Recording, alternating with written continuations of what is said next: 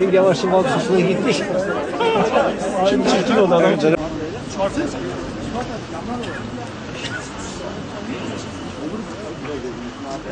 Konya'da Meram Eğitim Araştırma Hastanesi hastane yöneticisi ve başhekimi olarak görev yapan değerli hocamız Profesör Doktor Dursun Odabaş'a yapılan menfur saldırıyı kınamak.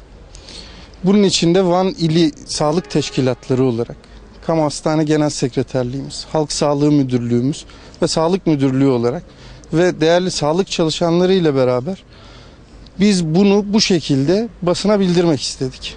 Gerçekten hocamıza yapılan o menfur saldırıyı şiddetle kınıyoruz. İnşallah böyle olayların bir daha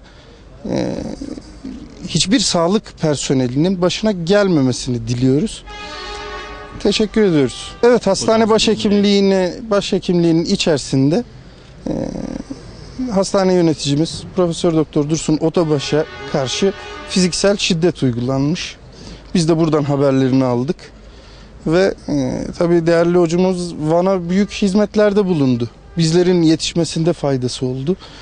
Dolayısıyla çok üzücü bir olaydı. Diğer şiddet olayları gibi. En son çıkartılan yasayla beraber bu şiddet eğilimini gösteren ve bunu fiili olarak uygulayan kişilere karşı cezalar 2-3 kat artırıldı.